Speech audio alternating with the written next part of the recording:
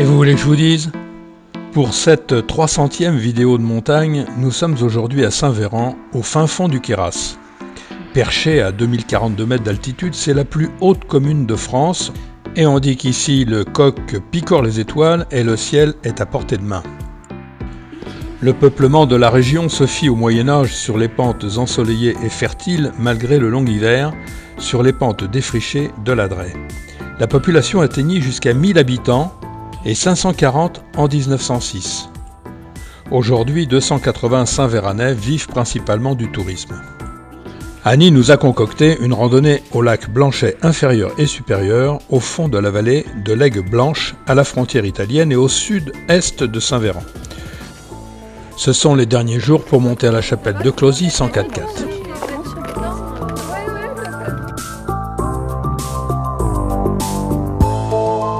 Alors voilà le terrain de jeu du jour, encore un peu enneigé. Départ de la chapelle de Closis, qui s'appelait dans le temps Clousis, elle a été construite en 1846. C'est le lieu de célébration, organisé en l'honneur de Notre-Dame du Mont-Carmel chaque année le 16 juillet, réunissant les Queyrassins de Saint-Véran et les Italiens de Chianal.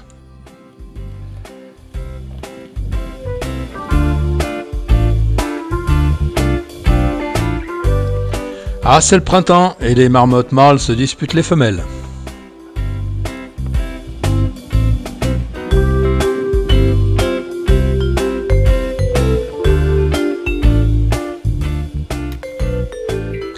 Nous sommes bientôt à vue du refuge de la Blanche.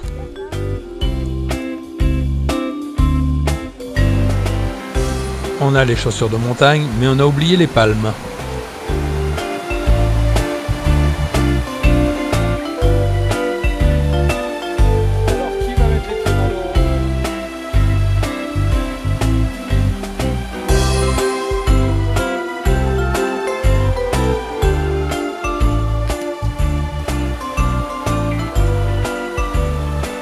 Saint-Véran est l'un des sites les plus purs d'Europe pour l'observation du ciel et la pollution lumineuse est très réduite, l'altitude permet de s'affranchir du voile atmosphérique. L'observatoire du pic de Château-Renard est réputé pour être le meilleur site astronomique d'Europe et de nombreux chercheurs et amateurs viennent y faire des observations depuis 1974. Nuit découverte sur réservation, à l'oculaire d'un télescope de 500 mm, venez découvrir les merveilles du ciel.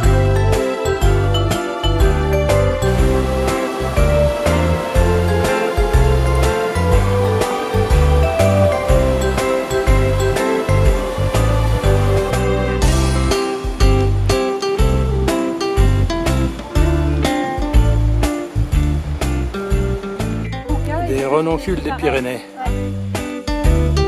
La tête des Toilis, ça dégage.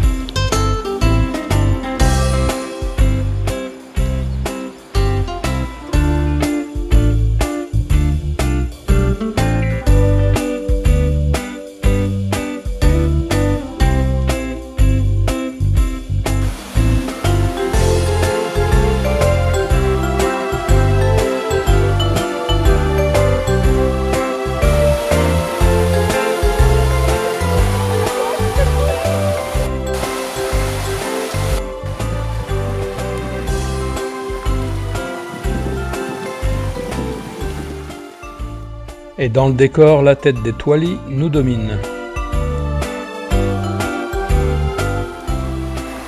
On ne soupçonne même pas l'existence des lacs Blanchet inférieurs à 2748 mètres et supérieurs à 2829 mètres. Le sentier grimpe par quelques lacets sans difficulté, permettant de découvrir deux lacs splendides qui offrent un panorama exceptionnel sur la tête des Toilis et un beau balcon sur la vallée de l'Aigue Blanche.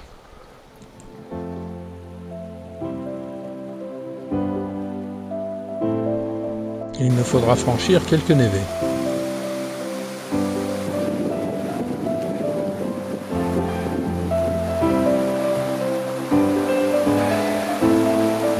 Appelez-moi Francis.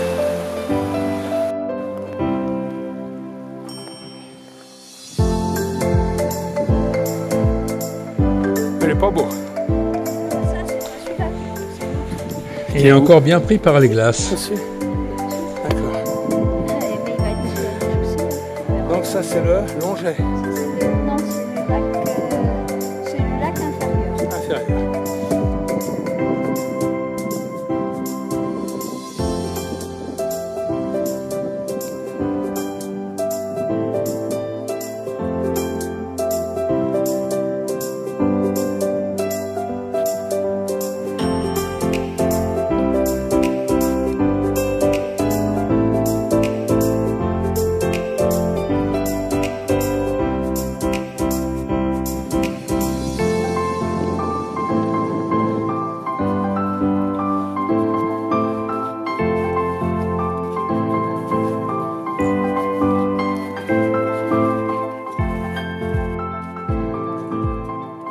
Voilà, on va maintenant découvrir le lac supérieur.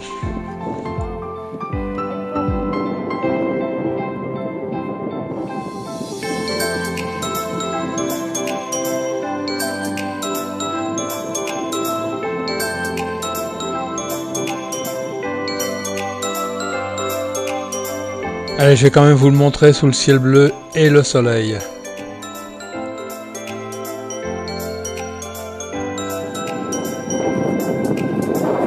Alors ici, l'idée, c'est d'aller rejoindre le col de Saint-Véran. Alors pourquoi aller au col de Saint-Véran? C'est tout simplement pour se remettre dans les pas des contrebandiers. Regardez plutôt.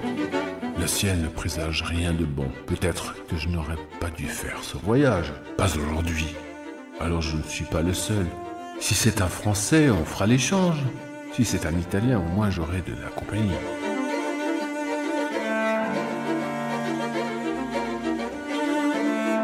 Dans ces montagnes, les chemins de contrebande ont évolué avec le temps. Mais le plus souvent, les échanges de marchandises se passaient dans la vallée du Queyras, en particulier dans les villages de Fongilarde, Pierre-Grosse, Moline et Saint-Véran. Un voyage pour traverser la frontière en partant de la moyenne vallée signifiait pour le contrebandier une marche de 36 à 48 heures, mais en hiver, ceux qui pouvaient utiliser des skis arrivaient à gagner jusqu'à une demi-journée. Pendant la guerre et les périodes de crise économique, il n'était pas rare que les échanges se produisent en Italie ou que les contrebandiers français et italiens se rencontrent à mi-chemin dans les cols de frontière, généralement le col de Saint-Véran ou le col Agnelle, réduisant ainsi le temps et la longueur du voyage.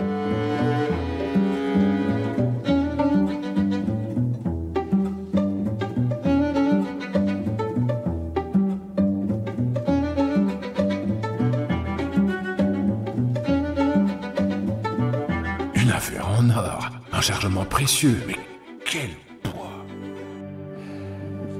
Bon alors ça, c'était pas au programme. La Nebbia s'invite dans la randonnée. Bon alors la Nebbia aura raison de notre rando. On renonce à monter au col de Saint-Véran et on va redescendre direct. Le climat de la haute vallée de l'Aigue Blanche subit l'apport des masses d'air humide en provenance de l'Adriatique remontant de la plaine du Pô et de la Lombardie. Cette formation de mer de nuages sur les pentes des versants italiens qu'on appelle la Nebbia déborde de ce côté de la frontière. Et nous y avons droit aujourd'hui. Nous visions le col de Saint-Véran, la Nebbia nous invite à redescendre.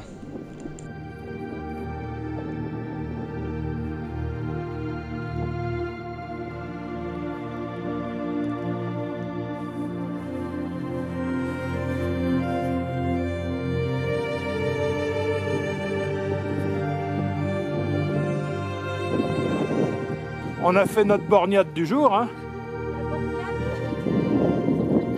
Fabuleux, on dirait qu'il a neigé. On dirait qu'il a neigé avec les renoncules des Pyrénées.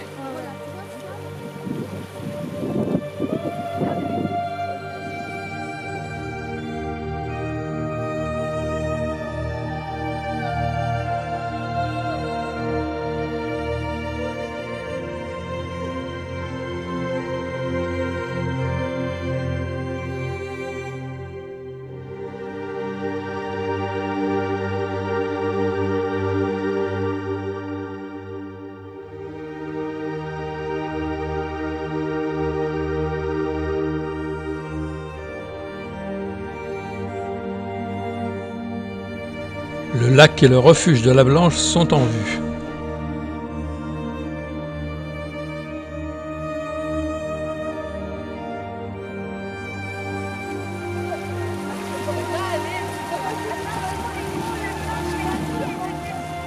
par une.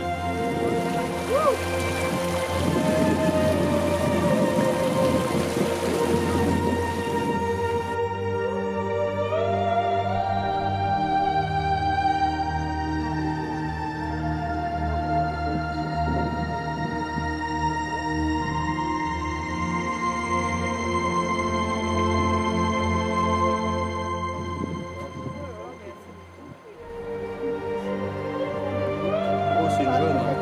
Non, c'est pas un bébé de l'année, mais c'est une jeune de l'année dernière, je pense. Bon, si ça vous dit, l'autre doit être à peu près à 10 degrés.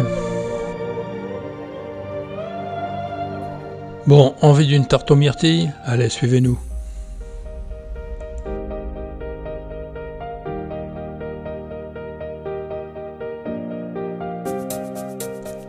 Et maintenant qu'on est en bas, la Nebbia a disparu.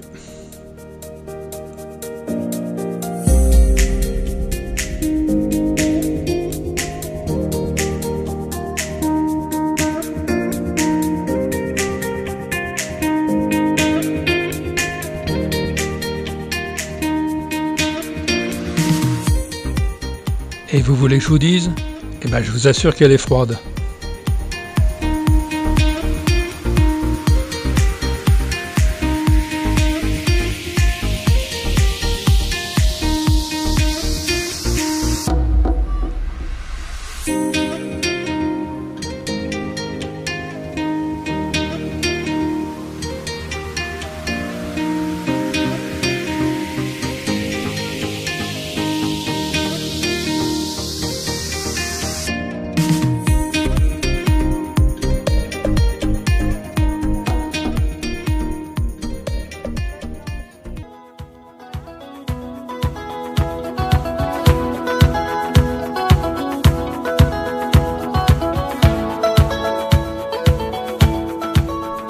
Voilà, la boucle est bouclée.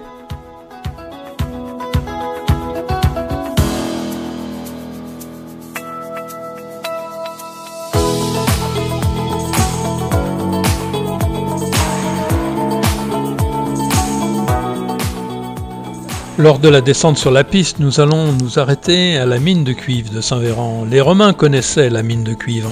En témoigne la monnaie d'Antonin le Pieux, empereur romain de 138 à 161 après Jésus-Christ, trouvée à l'entrée d'une galerie. L'affleurement préhistorique étant épuisé, il a fallu creuser des galeries de plus en plus basses pour atteindre le filon qui s'enfonce dans le sol pratiquement à la verticale. Redécouverte en 1842, il a fallu attendre 1901 pour exploiter le gisement. En 1903, on extrait 15 tonnes de minéral à 33% de cuivre. En 1912, 200 kg sont traités chaque jour. Nouvel arrêt en 1913, reprise en 1923, de nombreux aléas dont la guerre affectent l'exploitation. Inondation en 1957, décès de 2 mineurs en 59, explosion en 61, le site est abandonné en 1970. On imagine la difficulté de ce travail à 2400 mètres d'altitude, dans le froid, la neige, la glace, notamment en début ou fin de saison, et la difficulté d'évacuation du minerai vers la vallée, à dos d'homme sans doute, de mulets peut-être. Alors vous voulez la légende du jour, la voilà. Il y avait un dragon d'une prodigieuse grandeur, lequel désolait tout son voisinage et rendait la campagne presque inhabitable. Ce monstre avait sa tanière dans une caverne des rochers du Vaucluse. Il se ruait sur le bétail, sur les hommes qu'il trouvait dans les champs, égorgeant, dévorant tout ce qu'il rencontrait, sans qu'il fût possible d'esquiver sa furie. Les gens de la région demandèrent à l'évêque Véran de Cavaillon de les délivrer de ce monstre, et muni du signe de croix, Véran s'avança dans la caverne, commanda au dragon de venir se présenter à lui, l'animal sortit et vint se coucher à ses pieds. Le prêtre l'épargna, l'enchaîna et le traîna jusqu'au pied du Luberon. Là, il lui ordonna de quitter la région, de ne plus faire de mal aux habitants et à leurs bêtes, il lui rendit la liberté. Saignant lors de sa retraite, le dragon laissa tomber des gouttes de sang, d'où la présence en France d'autres villages nommés Saint-Véran. D'autres disent que Véran empoisonna le terrible dragon qui se traîna alors, perdant son sang le long de la Durance et vint mourir sur la montagne de Beauregard à Saint-Véran.